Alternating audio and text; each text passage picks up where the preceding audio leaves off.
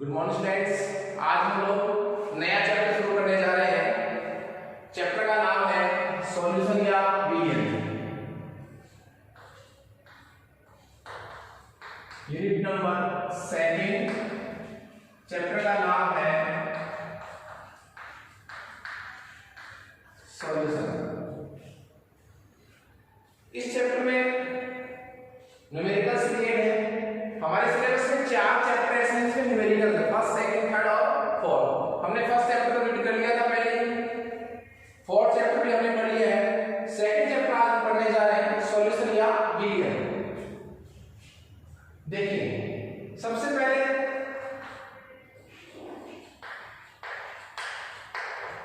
विलियन की परिभाषा क्या होती है। विलियन एक समांगी मिश्रण होता है, दो या दो से अधिक पदार्थों का समांगी मिश्रण क्या कहलाता है, विलियन। मेरे कहने का मतलब ये हुआ कि जो विलियन होता है वो एक मिश्रण होता है। और कैसा मिश्रण होता है? वो होता है समांगी मिश्रण होता है। तो मैं इसमें लिख सकता हूं कि दो या दो से अधिक पदार्थों का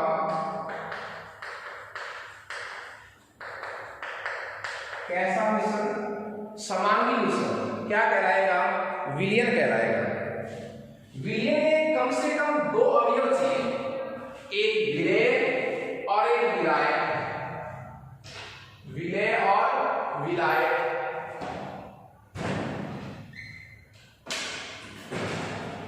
तो एक से अधिक विलेय भी हो सकते हैं और एक से अधिक विलायक भी हो सकते हैं। तो दो या दो से अधिक पदार्थों का समांगी मिश्रण क्या कहलाएगा, विलियन कहलाएगा। कम से कम कितने अवयव चाहिए, दो। एक विलियन में कम से कम दो अवयव चाहिए। और एक का नाम क्या होगा, विलेय, दूसरे का नाम क्या होगा, विलायक, जिसको मैं सोल्यूट और सॉल्यूशन होगा। सोल्यूट और सॉल्यूशन, इसको इंग्लिश में क्या बोलते हैं, सॉल्यूशन। विलेय किसको कहेंगे? देखिए, ऐसा भी हो सकता है जिसकी मात्रा क्या हो, कम मात्रा में उपस्थित। विलायक कौन है? जिसकी मात्रा क्या हो, अधिक हो। लेकिन ये वाली जो परिभाषा है, ये विलियन में विलेय और विलायक की सही व्याख्या नहीं कर सकती। क्यों? क्योंकि कई बार विलेय विलायक से अधिक भी हो सकता है। इसलिए मैं इसको इस तरह मॉडिफाई करूंगा कि विलेय किसे कहेंगे, जो घुलता है, जो घुलता है। और विलायक जो घुलता है। ये इसकी एक्यूरेट डेफिनेशन है, जो घुलता है और जो घुलता है। तो विलियन में क्या होता है, विलेय विलायक में घुलता है, विलायक विलेय को घुलता है। बात एक है। दूसरी बात, विलियन में कम से कम कितने पदार्थ होने चाहिए, दो। एक विलेय होगा, एक विलायक तो होगा ही। एक से अधिक विलेय हो सकते हैं, एक से अधिक विलायक हो सकते हैं।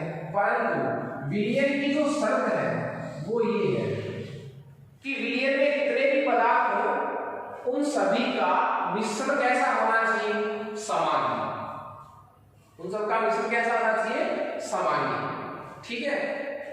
उसके बाद ये विलियन का सामान्य परिचय था।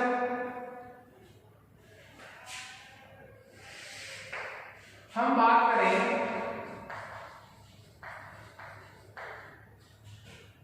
विलियन का वर्गीकरण। विलियन का वर्गीकरण। विलियन के वर्गीकरण में हमारा पहला बेस रहेगा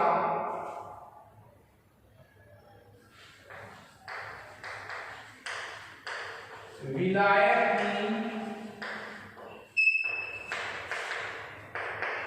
भौतिक अवस्था के आधार पर। हमारा जो पहला वर्गीकरण है विलियन का, वो किस बेस पर है? वो है विलायक की भौतिक अवस्था के आधार पर। विलायक कौन है? जो घुलता है, उसकी भौतिक अवस्था ठोस है, द्रव है या गैस है, इस पर हम विलियन का वर्गीकरण कर सकते हैं। मैं आप लोगों को एक बार विलियन को वापस से रिवाइज करवा रहा हूं, क्योंकि पूरा चैप्टर जो है वो इन्हीं परिभाषाओं पर आधारित है। विलियन दो या दो से अधिक पदार्थों का समांगी मिश्रण होता है। समांगी का मतलब क्या होता है? Homogeneous mixture. जितने भी पदार्थ अवयव आपने जोड़े हैं, घोले हैं, मिलाए हैं, उन सभी का एक समान मिश्रण होना चाहिए, एक दूसरे में अच्छी तरह मिले हुए होने चाहिए, ठीक है, अलग अलग दिखे नहीं। इसमें कम से कम दो अवयव होते हैं, विलेय और विलायक। विलेय सोल्यूट, विलायक को कहते हैं सॉल्वेंट। यहां क्या होता है? सॉल्वेंट। तो विलेय कम मात्रा होती है सामान्यतः, विलायक की मात्रा क्या होती है? अधिक। विलेय जो है वो क्या होता है? जो घुलता है, डिसॉल्व होता है, और जो घोलता है, घोलने की प्रक्रिया करता है, वो क्या होता है? विलायक। विलियन में एक से अधिक विलेय और क्या हो सकते हैं? विलायक। ओके, उसके बाद हमारा जो टॉपिक है नेक्स्ट, वो है विलियन का वर्गीकरण। अब विलियन का जो वर्गीकरण है वो अलग अलग आधार पर हम डिस्कस करेंगे, अलग अलग बेसिस पर हम डिस्कस करेंगे। फर्स्ट हमने लिया है विलायक की भौतिक अवस्था के आधार पर, कि विलायक ठोस है, द्रव है या गैस है। तो विलायक की भौतिक अवस्था के आधार पर विलियन के तीन प्रकार हैं। ठोस विलियन, सेकंड द्रव विलियन, और थर्ड गैस बोलो चाहे गैसीय विलियन हो, गैसीय।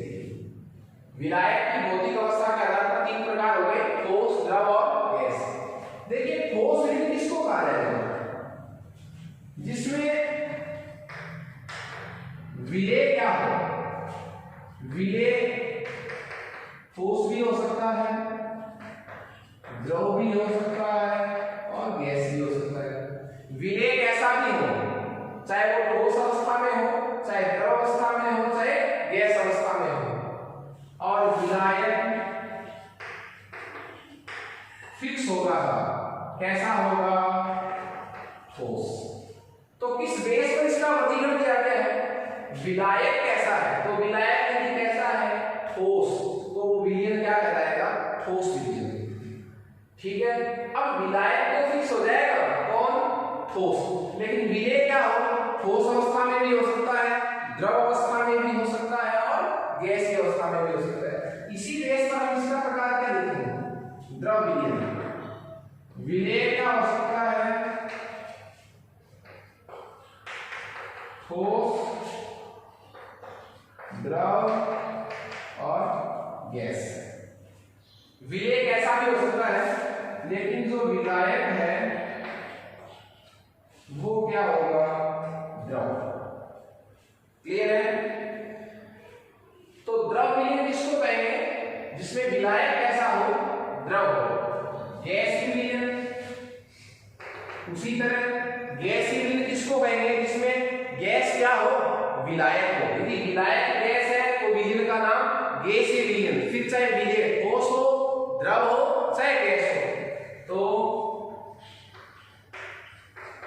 विलेय जो है वो ठोस हो सकता है, द्रव हो सकता है या गैस। लेकिन जो विलायक होगा वो क्या होगा? 100% गैसीय अवस्था में होगा। ओके, तो ये जो डिवाइडेशन था वो था विलायक की भौतिक अवस्था के आधार पर। हमारा जो सेकंड डिवाइडेशन है वो विलेय और विलायक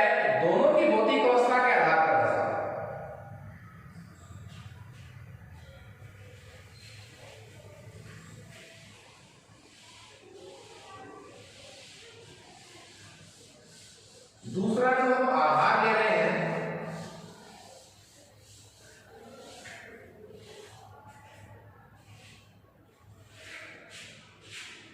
कैपिटल बी। टॉपिक क्या चल रहा है? विलियन का वर्गीकरण। तो कैपिटल बी क्या है? विलेय तथा विलायक की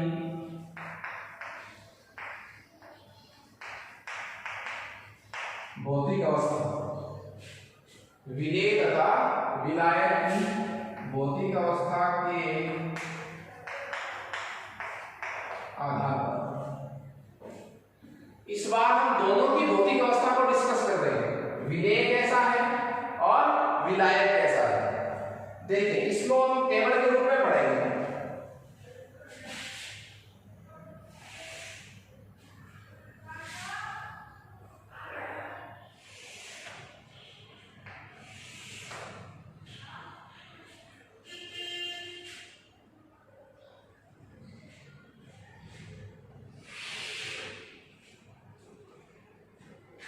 ये आ जाएगा विलियन का प्रकार। उस विलियन का नाम क्या होगा, किस प्रकार का वो विलियन होगा, उसमें विलेय कैसा होगा, उसमें विलायक कैसा होगा और उसके उदाहरण। ओके, देखिए, विलियन का प्रकार, विलेय, विलायक और उदाहरण। जैसे हम विलियन का प्रकार लेते हैं कि वो तो गैस ही विलियन है, गैस विलियन बोलो चाहे गैस बोलो, गैस ही विलियन है। अब आप बताइए मैं किसको कहूंगा गैस ही विलियन? अभी हमने पढ़ा था पिछले वाला वर्गीकरण। ठोस विलियन का मतलब क्या हो, जिसमें विलायक क्या हो, ठोस।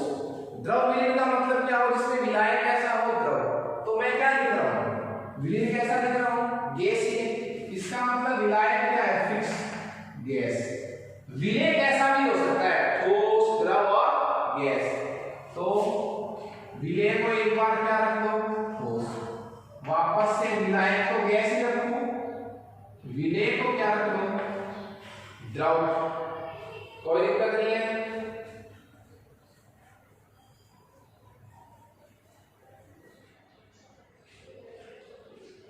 फिर यहां भी क्या रख लो,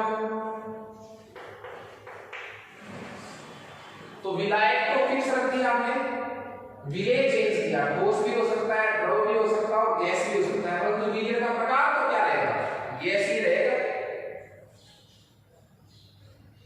देखिए, रही बात इनके एग्जाम्पल की, ठोस गैस में, ठोस और गैस में मिश्रण। तो ठोस और गैस का मिश्रण होता है ऊर्ध्वपातन। वो चाहे कपूर का हो, जिसको मैं नेपथलीन भी कह सकता हूं, डायरेक्ट चेंज होता है ठोस से किसमें, गैस में, और गैस से किसमें, ठोस में। तो जो पदार्थों का ऊर्ध्वपातन है वो एक ऐसा क्वेश्चन हुआ, बोलिए गैसीय प्रकार हुआ।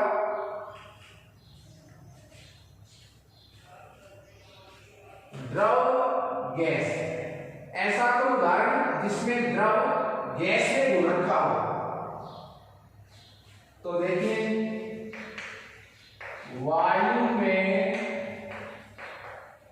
जलवाष्प, वायु में जलवाष्प, जिसमें ये में किसके साथ आता है, वो विलायक होता है। जैसे जल में नमक, तो किस में, जल में, तो में जिसके लिए आता है वो विलायक के लिए। जिसको विलेय के लिए, जैसे नमक को जल में, तो यहां विलेय कौन हुआ, जिसको, किसको, नमक को, किस में, जल में तो जल क्या हो गया, विलायक। तो जिसको शब्द जो है वो विलेय के लिए जिसमें बोला जाता है वो क्या है, विलायक के लिए। तो वायु में, किसमें, वायु में, तो वायु किसके लिए है, विलायक के लिए। तो देखिए गैस क्या हो गया, विलायक। वायु गैस ही होती है। जलवाष्प, जल क्या है, द्रव। तो द्रव गैस के घुलने का एग्जाम्पल क्या हुआ, जिस प्रकार वायु में क्या होता रहता है, जलवाष्प। जिसका मैं नाम और भी बोल सकता हूँ, जिसको अपन लोग क्या कह सकते हैं, ओस कह सकते हैं। क्या कह सकते हैं, ओस। उसके बाद गैस का, गैस के सॉल्यूशन घुलने वाला जो विलेय भी गैस हो और विलायक भी क्या हो, गैस। तो इन्हीं दो गैसों का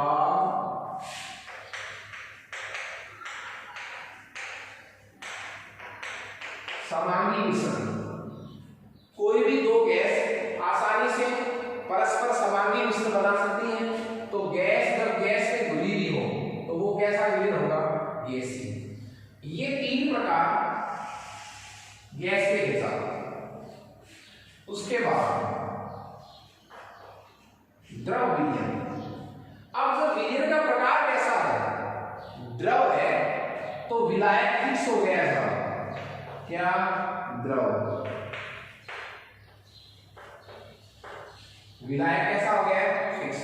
ये चेंज होते रहे, ठोस, द्रव, गैस। कहने का मतलब क्या हुआ कि जब विलयन का प्रकार कैसा है, द्रव, तो उसमें फिक्स कौन है, विलायक। द्रव विलयन किसको कहते हैं, इसमें विलायक कैसा हो, बोलिए, द्रव। तो विलायक कैसा है, द्रव। लेकिन विलेय क्या हो सकता है, ठोस भी हो सकता है, द्रव भी हो सकता है और गैस भी हो सकता है। तो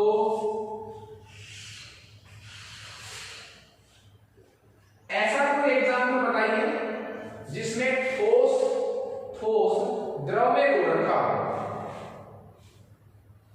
ठोस द्रव में घुल रखा हो। बहुत सिंपल एग्जाम्पल है, नमक को जल में, या नमक का जल में विलयन, नमक का जल में विलयन। ठीक है, ऐसा कोई एग्जाम्पल जिसमें ठोस द्रव में घुल रखा हो। यहां विलायक कौन है, द्रव। तो विलयन का प्रकार क्या होगा, द्रव ही होगा। अब ऐसा कोई एग्जाम्पल जिसमें द्रव आपस में घुल रखे हो, दो द्रव आपस में घुल रखे हो समानी रूप से, तो एल्कोहल समझते हैं आप, एल्कोहल का जल में विलयन, एल्कोहल का जल में विलयन। गैस द्रव में घुल रखी हो, ऐसा कोई एग्जांपल जिसमें कोई गैस किसी द्रव में घुल रखी हो। तो गर्मियों का मौसम चल रहा है, soda water, Pepsi, Limca, cold drink, इनमें क्या है, CO2 गैस घुली हुई रहती है, किसमें, लिक्विड में। तो एक एग्जांपल तो क्या लिख सकते हैं, सोडा वाटर। अमोनिया को भी जल में घोलते हैं, तो अमोनिया तो गैस हो गई, द्रव क्या हो गया, जल। तो अमोनिया का जल में विलयन। अब हम प्रकार करेंगे ठोस के, ठोस विलयन। अब जब विलयन का प्रकार कैसा है, ठोस है तो विलायक फिक्स हो गया सर, ठोस। तो 3 बार क्यों लिख रहा हूं, क्योंकि जब विलायक ठोस हो तो विलेय ठोस भी हो सकता है, द्रव भी हो सकता है और गैस भी हो सकता है। लेकिन विलायक यदि ठोस है तो विलयन का जो प्रकार है वो ठोस ही बोला जाएगा। तो देखिए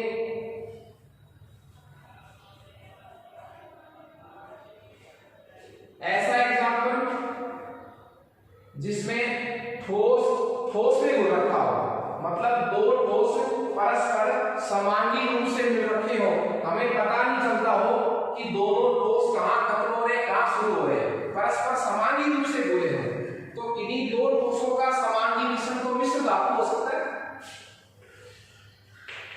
जो कैसी धातु है,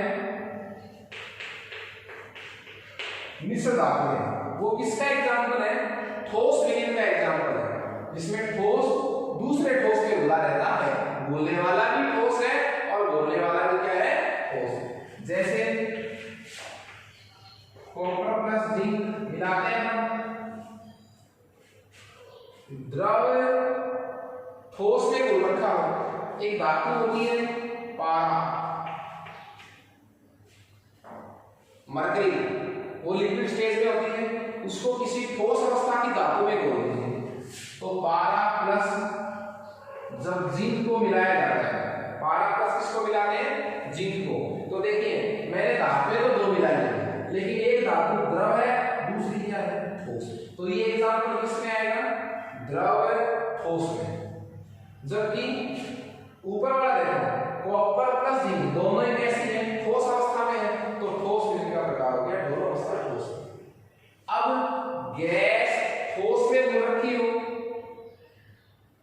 गैस किसमें घुलती हो, ठोस में। हमने 5th चैप्टर पढ़ा था अधिशोषण, एडजॉर्प्शन पढ़ा था, किसी द्रव या गैस का किसी ठोस की पृष्ठीय सतह पर एकत्रित होना क्या कहलाता है, अधिशोषण कहलाता है। तो अधिशोषण में क्या होता है, गैसें आती हैं, ठोस धातुओं की पृष्ठीय सतह पर क्या हो जाती है, जमा हो जाती है, दुर्बल बल द्वारा जमा हो तो भौतिक अधिशोषण, प्रबल रासायनिक बल बनाती हो तो रासायनिक अधिशोषण। पर अधिशोषण में होता क्या है, होता यही है गैसें किसकी सतह पर आकर के घुलती हैं, ठोस की सतह पर। तो एग्जाम्पल में क्या हो जाएगा, गैसों का ठोस की सतह पर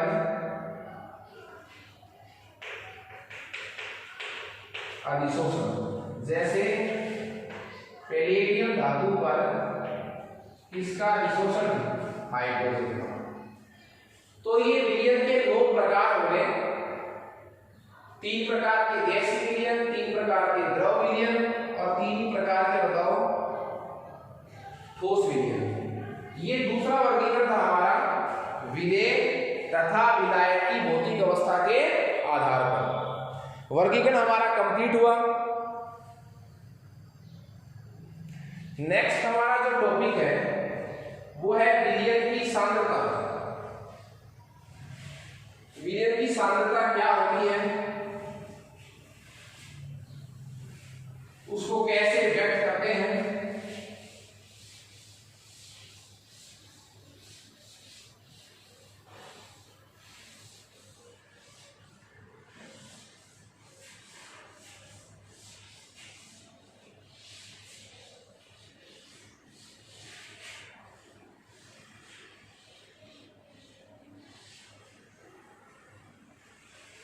तो हमारा नेक्स्ट टॉपिक है वो है विलयन की सांद्रता को व्यक्त करना। तो सांद्रता को व्यक्त करने से पहले हम विलयन की सांद्रता की परिभाषा पढ़ेंगे। विलयन की सांद्रता को व्यक्त करना। विलयन की सांद्रता को व्यक्त करना। सबसे पहले हम परिभाषा पढ़ेंगे, वो पढ़ेंगे सांद्रता, कंसंट्रेशन। सांद्रता क्या होती है, विलयन में 2 भाग होते हैं, विलेय प्लस विलायक, विलेय प्लस विलायक। विलेय और विलायक की संख्या 1 से अधिक हो सकती है, पर प्रकार अवयव के 2 ही होते हैं। विलयन में 2 प्रकार के अवयव होते हैं, अवयवों की संख्या अधिक हो सकती है, पर प्रकार कितने होते हैं, 2, विलेय और विलायक। तो सांद्रता किसके नाम से बोली जाती है,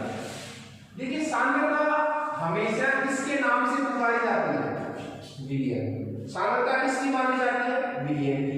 वो मात्रा किसकी होती है? विलेय की। तो निश्चित मात्रा की, मात्रा की जगह मैं आयतन भी लिख सकता हूं। निश्चित मात्रा के विलायक में, निश्चित मात्रा के विलायक में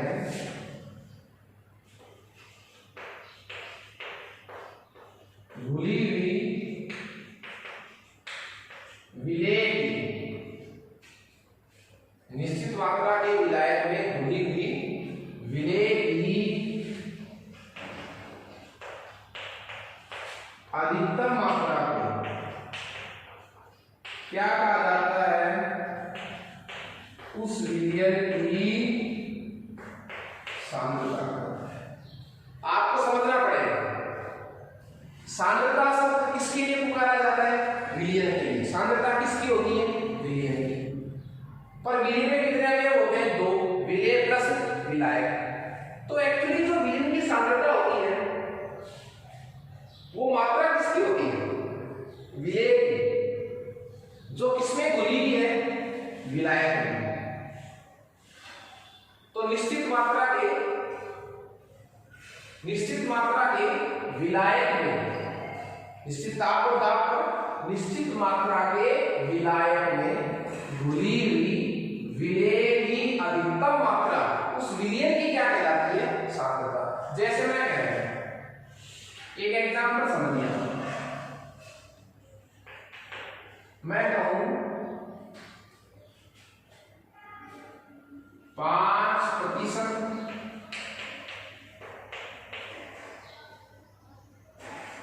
सांद्रता का NaCl विलयन। ये मैंने एक शब्द लिखा है, वाक्य लिखा है 5% सांद्रता का NaCl विलयन। क्लियर है? अब देखिए विलयन कौन है? NaCl। विलयन कौन है? NaCl। ठीक है, विलयन NaCl है और 5% किसकी सांद्रता है? विलयन की सांद्रता है। वो विलयन कैसा भी हो, NaCl का हो, HCl का हो, सुक्रोज का, शर्करा का, विलयन की सांद्रता कितनी है? 5%। यहां से सेंस क्या लगाना है आपको? अर्थ कैसे निकालना है? ये सेंटेंस न्यूमेरिकल्स में बहुत आएगा, आपको इससे अर्थ निकालना है। इससे क्या अर्थ निकल रहा है, सेंस क्या निकल रहा है कि जो विलयन है उसकी सांद्रता कितनी बता रहेगा? 5%। इसका मतलब उसमें विलेय कितना प्रतिशत है? 5। और विलायक कितना प्रतिशत है? 3। ये इसका सेंस है। तो टोटल विलयन की सांद्रता कितनी होगी? 100। तो विलयन की सांद्रता कितनी होगी? बोलो 100। ओके, इसी एग्जांपल को अपन वापस से रिवाइज कर रहे हैं। आपको ऐसे लिखा हुआ है कहीं न्यूमेरिकल में 5% सांद्रता का NaCl विलयन। तो आप क्या लगाएंगे यहां से कि उस विलयन में NaCl क्या है? विलेय है। जिसकी सांद्रता दी जाती है, जिस पदार्थ की सांद्रता दी जाती है वो विलेय होता है, नहीं क्या होता है? विलायक। जिस पदार्थ की हमें सांद्रता दी जाती है वो क्या होता है? विलेय होता है। तो विलेय कौन है? NaCl। तो विलेय की सांद्रता कितनी हुई? 5। अब जो बच गया वो क्या रह गया? विलायक। और विलेय विलायक मिलकर के कितना परसेंट हो गए? 100%। एक और एग्जांपल अपन लेंगे।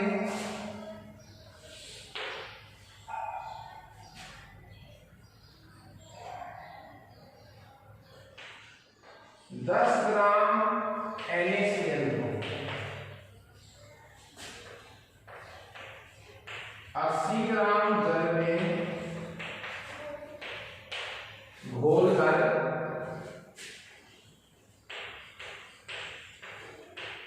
विलयन बनाया गया है। ये एग्जांपल है कि 10 ग्राम NaCl को 80 ग्राम H2O में घोलकर एक क्या बनाया गया है? विलयन बनाया गया है। हमें न्यूमेरिकल में ये समझना है इसमें विलेय कौन है, विलायक कौन है, कौन किस पदार्थ की मात्रा कितनी है। पता है 10 ग्राम NaCl को, जिसको वो किसके लिए आता है, विलेय के लिए। 80 ग्राम H2O में, जिसमें वो क्या आता है, बोलो विलायक। तो ये इसमें क्या हो गया है, विलेय, और जल इसमें क्या हो गया है बताओ, ये हो गया है विलायक। ओके, और विलेय प्लस विलायक मिलकर क्या कहलाएंगे, विलयन। तो आपसे कुछ पूछे विलेय की मात्रा कितनी होगी, 10 ग्राम, विलेय की मात्रा 10 ग्राम, विलायक कितना है, विलेय कितना हो गया 10 ग्राम,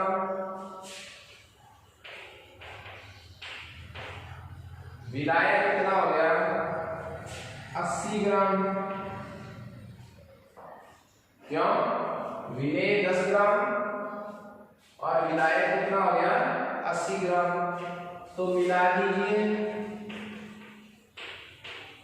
विलयन क्या माना जाएगा बताओ, 90 ग्राम। कितना माना जाएगा, 90 ग्राम। एक तो ये आपने सेंस निकाला है। इसी प्रश्न को मैं इस तरह चेंज कर देता, 10 ग्राम NaCl को जल में घोलकर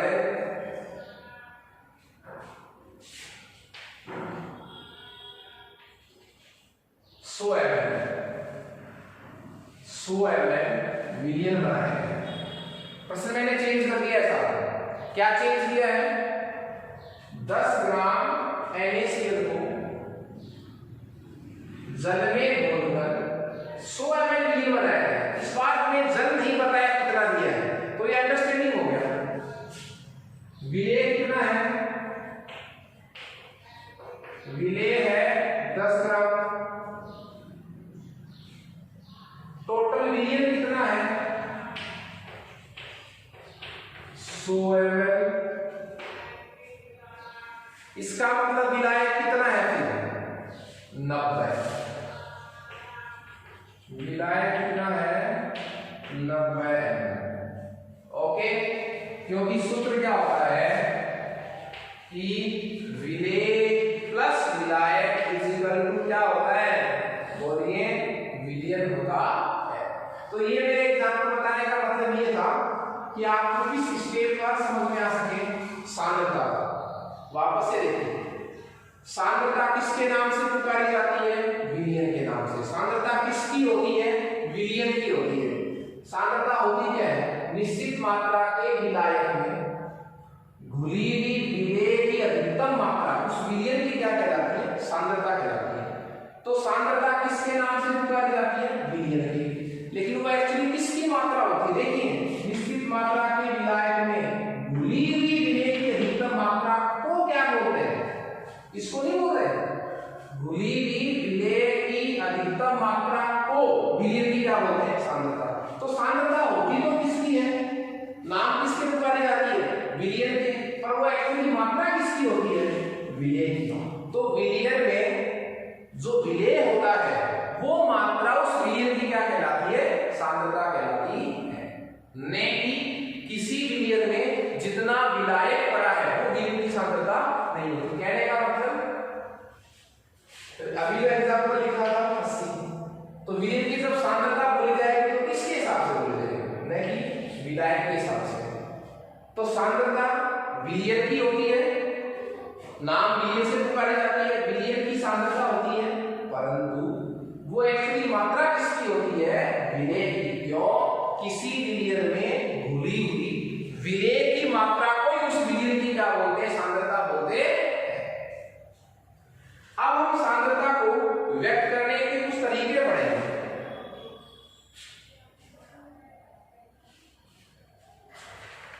तो देखिए इसमें विलयन की सांद्रता को व्यक्त करना, इसके अलग अलग तरीके हैं। मुख्यतः जो 3 तरीके हैं वो हम यहाँ डिस्कस कर रहे हैं।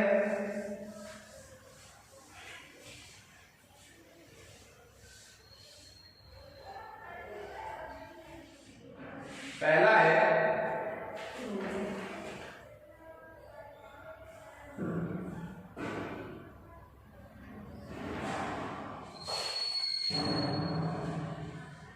कैपिटल ए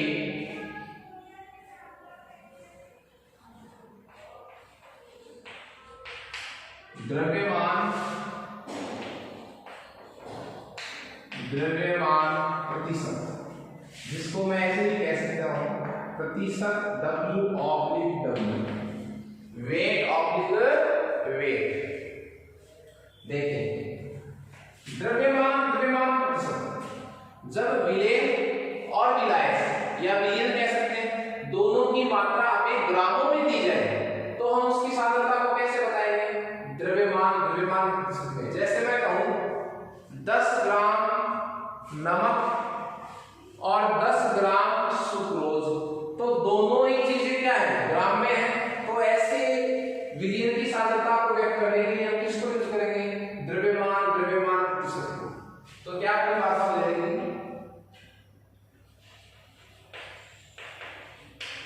विलेय की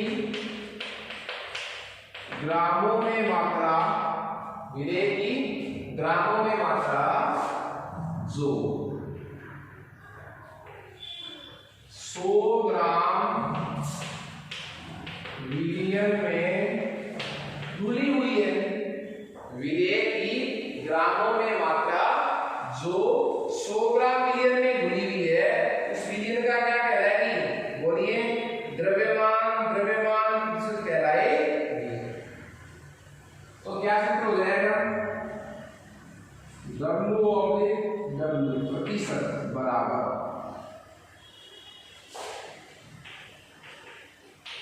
विलेय की ग्रामों में मात्रा बटा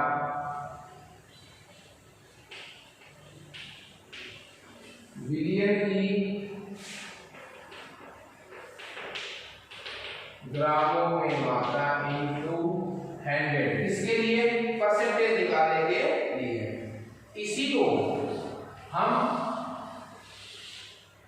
सूत्र के रूप में लिख सकते हैं W प्रतिशत विलेय की ग्राम में मात्रा। देखिए मात्रा को किससे बताएंगे? W से। मात्रा किससे बताएंगे? बोलिए, W से। किसकी मात्रा है? विलेय की। विलेय के लिए प्रतीक क्या आता है? V, और विलायक के लिए A। विलयन की ग्रामों में मात्रा, विलयन में कौन सी दो बातें होती है? विलेय प्लस विलायक। तो विलयन की जगह क्या लिख सकता हूं? W है, विलायक की मात्रा प्लस विलेय की मात्रा इंटू 100। ये इसका फॉर्मूला। वापस से सुन लीजिए आप लोग। द्रव्यमान प्रतिशत का मतलब क्या है? जब विलेय तथा विलायक दोनों की मात्रा हमें ग्रामों में दी जाती है तो हम उनकी सांद्रता को व्यक्त करने के लिए ये प्रतीक यूज करते हैं। छोटा सा एग्जांपल, द्रव्यमान आयतन प्रतिशत, एक हो जाएगा आयतन प्रतिशत, और एक जो हम कर रहे हैं द्रव्यमान। क्या फर्क है दोनों? देखिए पहला जो बढ़ आ रहा है ये आ रहा है किसके लिए? विलेय के लिए। ये जो बढ़ आ रहा है वो किसके लिए आ रहा है? विलायक के लिए। जब विलेय और विलायक दोनों ही किसमें दे रखे हो? द्रव्यमान में दे रखे हो, ग्रामों में दे रखे हो, किलोग्राम में दे रखे हो, तो ये वाला तरीका यूज करेंगे। जब विलेय की तो मात्रा किसमें दे रखी हो? ग्रामों में। विलायक की मात्रा किसमें दे रखी हो? ml में, आयतन के रूप में। तो ये तरीका यूज करेंगे। क्या इसका तरीका यूज करेंगे? सांद्रता को व्यक्त करने का तरीका यूज करेंगे। और जब दोनों ही मात्राएं, विलेय और विलायक दोनों की मात्रा हमें किसमें दे रखी हो? आयतन के रूप में दे रखी हो, तो ये वाला सूत्र यूज करेंगे। कैसे? मैं कहूं 2 ml गैस को 50 ml गैस में मिलाकर विलयन बना दिया। अब देखो विलेय भी ml में है, विलायक भी ml में है, तो इस विलयन की सांद्रता को कौन से सूत्र से व्यक्त करेंगे अपन? इस वाले सूत्र से। क्यों? दोनों हमें आयतन के रूप में दे रखे हैं। मैं कहूं 18 ग्राम नमक को 80 ग्राम जल में